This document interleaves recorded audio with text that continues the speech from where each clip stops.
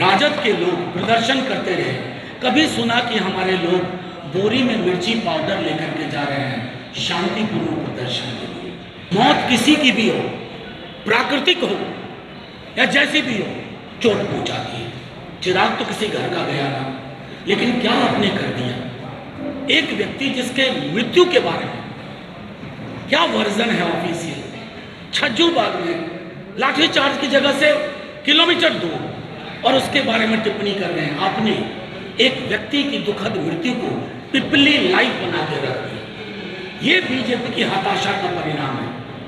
आप अपने करोड़ों के ऑफिस बना रहे हैं। बताइए, बीजेपी जैसा ऑफिस किसी का है? किसी पॉलिटिकल पार्टी का?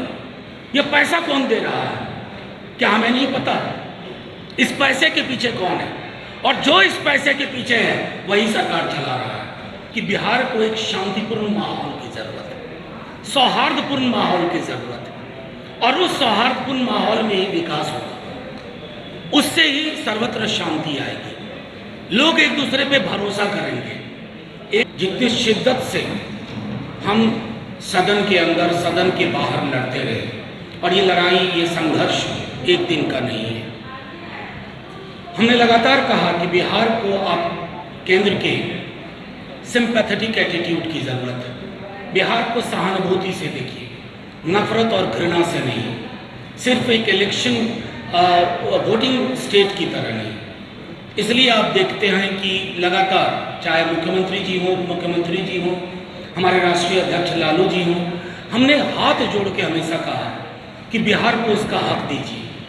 हमारे राज्य में धूल धूप वर्षा के अतिरिक्त अगर निवेश के अवसर पैदा करने हैं तो बिहार को विशेष राज्य का दर्जा मिलना चाहिए, विशेष पैकेज मिलना चाहिए।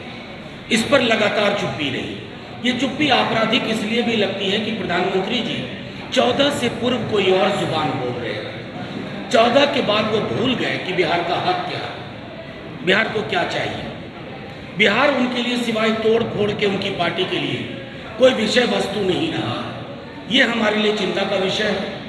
इसलिए आपने देखा होगा 2 दिन पूर्व आंकड़ों के साथ माननीय उप मुख्यमंत्री जी ने बहुत सारी बातें रखी। छोटे में आपको समझाता हूँ, कोई भी योजना केंद्र के मैचिंग ग्रांट से चलती है। आपने मैचिंग ग्रांट में हाथ खींचने शुरू कर दिए। कोई राज्य कैसे तरक्की करेगा? वो कैसे अपने लोगों को अवसर दे पाएगा?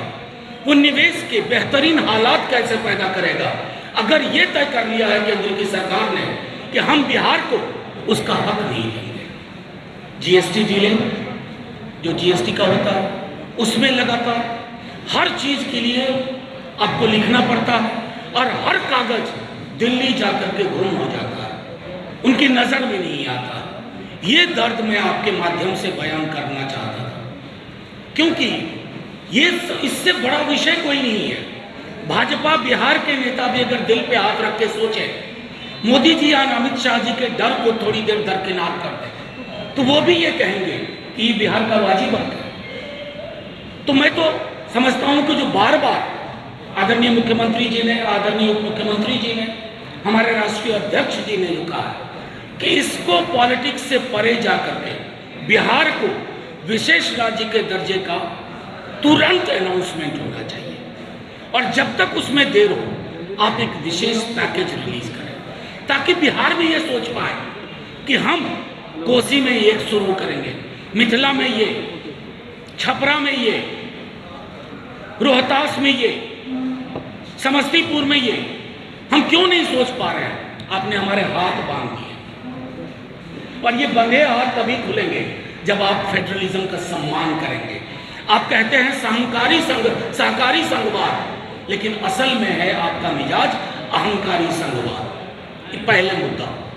दूसरे मुद्दे पे मैं आपके समझ चाहता हूं, और कई बार आ चुका हूं, पूरा बिहार विधानमंडल सर्वसम्मति से हमने प्रस्ताव पारित किया जातिगत जनगणना। ये क्यों आवश्यक है? ये बार बार मुख्यमंत्री जी और उप मुख्यमंत्री जी बता चुके हैं। ये गणना आपके लिए आवश्यक है, ये मेरे लिए आवश्यक है, ये करोड़ों बिहारियों के लिए आवश्यक है, बल्कि यूं कहो करोड़ों हिंदुस्तानियों के लिए आवश्यक है। हमारी जो बजट होती है हमारा, या हमारी जो पॉलिसी फ्रेमवर्क होती है, उसको ये तो पता चलना चाहिए कि टारगेट क्या है। आपको अगर टारगेट नहीं पता तो आपके निशाने बेकार जाएंगे, आपके अरबों खरबों रुपए बंगाल की खाड़ी में या अरब महासागर में डूब जाएंगे। उसके लिए आपको चाहिए कि आज की परिस्थिति में कौन गरीब, रिक्शा वाला, ठेले वाला, सब्जी वाला, कंस्ट्रक्शन का काम करने वाला, ईंट ढोने वाला, खेतीहर मजदूर, उसकी जाति क्या है। सामाजिक पृष्ठभूमि के बगैर, आर्थिक पृष्ठभूमि के साथ अगर गणना नहीं होती है तो इसका मतलब आपके जहन में खोट है, और ये खोट अब लगातार उजागर हो रही है। बड़ी मजबूत सरकार है। सरकार ने कहा, पिछली यूपीए सरकार ने शुरू किया था जातिगत जनगणना, ये सरकार आई, सदन में पूछा गया, हम लोगों ने पूछा, बताया कि आंकड़ा करप्ट हो गया। साहब आंकड़ा करप्ट हुआ या आपका दिमाग करप्ट हो गया? ये दूसरा महत्वपूर्ण विषय मैं आपके समक्ष और आपके माध्यम से रखना चाहता हूँ।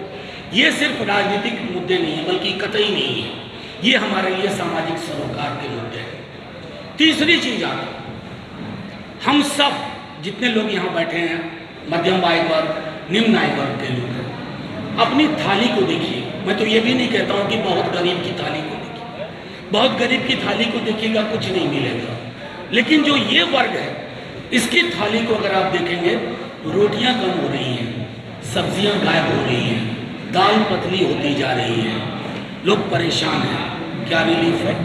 कोई रिलीफ नहीं है। सरकार को लगता है कि लंबे चौड़े मस्जिद मंदिर के इशू में उलझा करके, इंडिया पाकिस्तान करके, हिंदू मुसलमान करके, आप ये जो सार्वभौमिक मुद्दे हैं उनसे लोगों का ध्यान हटा लेंगे। माफ कीजिएगा, बिहार से शुरू हुई हवा ने कर्नाटक में रंग दिखा दिया।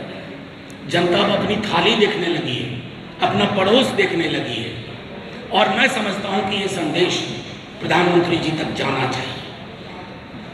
चौथा बिंदु जो आपके समक्ष रखना चाहता हूं, कई मीडिया के साथियों ने, आप लोगों ने हाल के प्रदर्शन को देखा, आप लोगों ने काफ़ी कुछ कहा भी, काफ़ी बैलेंस्ड भी बाद में दिखाया आपने, क्योंकि तब तक खबर आई थी।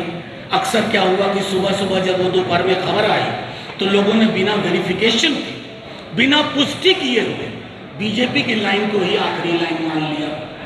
मुझे बताइए, प्रदर्शन तो हमने भी किया है ना, बल्कि हम तो इतने वर्षों से विपक्ष में रहे, राजद के लोग प्रदर्शन करते रहे।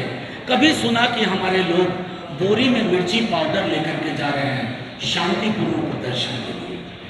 अगर आज गांधी होते ना, कहते भैया शांतिपूर्ण का मतलब ही नहीं समझा आपने। शांतिपूर्ण प्रदर्शन में मिर्च की बोरियां नहीं जाती। शांतिपूर्ण प्रदर्शन में आदमी बिल्कुल शांति से अपनी बात रखता है, और कोई भी डेमोक्रेटिक सरकार है वो उसको सुनती है। हमने उस दिन भी कहा, हमारे नेता ने भी कहा, तेजस्वी जी ने, सब ने कहा, मौत किसी की भी हो, प्राकृतिक हो या जैसी भी हो, चोट पहुंचाती है। चिराग तो किसी घर का गया ना, लेकिन क्या आपने कर दिया? एक व्यक्ति जिसके मृत्यु के बारे में क्या वर्जन है ऑफिशियल, छज्जूबाग में लाठीचार्ज की जगह से किलोमीटर दूर, और उसके बारे में टिप्पणी कर रहे हैं। आपने एक व्यक्ति की दुखद मृत्यु को पिपली लाइव बना के रख दिया। ये बीजेपी की हताशा का परिणाम है। आप अपने करोड़ों के ऑफिस बना रहे हैं। बताइए, बीजेपी जैसा ऑफिस किसी का है? किसी पॉलिटिकल पार्टी का? ये पैसा कौन दे रहा है? क्या हमें नहीं पता इस पैसे के पीछे कौन है? और जो इस पैसे के पीछे है वही सरकार चला रहा है। असल में नरेंद्र मोदी जी, माफी के साथ कहता हूं, कुछ भी कह लीजिए, 56 इंच, आज आप देश के सबसे कमजोर प्रधानमंत्री हैं। आपकी डोर किसी और के हाथ में है। नेता प्रतिपक्ष जब थे तब आपने परेशान किया। अभी डिप्टी सीएम, 1 वर्ष पूर्व, अगस्त में 1 साल पूरा होगा, 2 बार के बंद केस को आपने खुलवाया। मुझे सीबीआई के अंदर से खबर है कि सीबीआई के लोग नहीं चाहते थे, वो कहते थे कि पॉलिटिकल वेंडेटा में नहीं जाना चाहिए। मैं हाल की बात कर रहा हूं, जब अभी केस दोबारा खोला गया, चार्जशीट किया गया। ऐसा नहीं है कि ब्यूरोक्रेसी में लोग नहीं है। हमारे करुणा सागर जी सालों साल बिता के आए, हमें सब पता है आप क्या कर रहे हैं। आप पॉलिटिकली चूक रहे हैं, आप हार रहे हैं, और जहां हार नहीं रहे वहां हार का डर सता रहा है। आपने क्या किया? घेराबंदी करनी शुरू की कि पॉलिटिकल लड़ाई नहीं होगी, ईडी को आगे करो, आईटी को आगे करो, सीबीआई को आगे करो। बिहार इस मामले में बहुत परिपक्व है। हर बच्चा जानता है कि तेजस्वी यादव जी पे ये क्यों शुरू हुआ। खैर, ये लड़ाई अलग है, उसका जवाब हम वहां भी देंगे। लेकिन महत्वपूर्ण पहलू ये है कि बिहार को एक शांतिपूर्ण माहौल की जरूरत है, सौहार्दपूर्ण माहौल की जरूरत है, और उस सौहार्दपूर्ण माहौल में ही विकास होगा, उससे ही सर्वत्र शांति आएगी। लोग एक दूसरे पे भरोसा करेंगे, एक दूसरे का हाथ पकड़ करके बिहार को चलना है। ये जो हाथों के बीच में दूरी बनाने का काम कर रहे हैं, लोगों के बीच में दीवारें खड़ी करने का काम कर रहे हैं, ये बिहार का मिजाज कभी नहीं रहा। आप अभी भी पॉलिटिकली लड़िए, खूब प्रदर्शन करिए, लेकिन शांतिपूर्ण करिए। संवाद का रास्ता हमेशा लोकतंत्र में खुला रहता है। और आखिरी में मैं एक बात और कहूं, जिन शिक्षकों की अचानक में ये जागे, जिस महागठबंधन ने उनकी उम्मीदें जगाई हैं, वही समाधान भी करेगा। और मैं कह रहा हूं डंके की चोट पे, जहां से उम्मीद का सवेरा, वहीं से समाधान की शुरुआत। ये फर्क हमारे शिक्षक गणों को भी, जो नौकरी में हैं या आना चाहते हैं, उन सबको समझना होगा।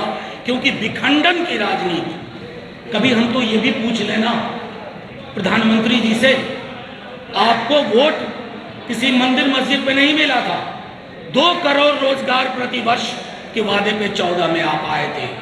आज 2023 है, 9 दूनी 18, अगले साल का मैं जोड़ भी नहीं रहा हूं। 18 करोड़ में अगर आपने 1,80,000 भी दिया हो तो बताओ, तो ये तो बेईमानी है ना, पॉलिटिक्स ऑफ डिसऑनेस्टी, बेईमानी की राजनीति।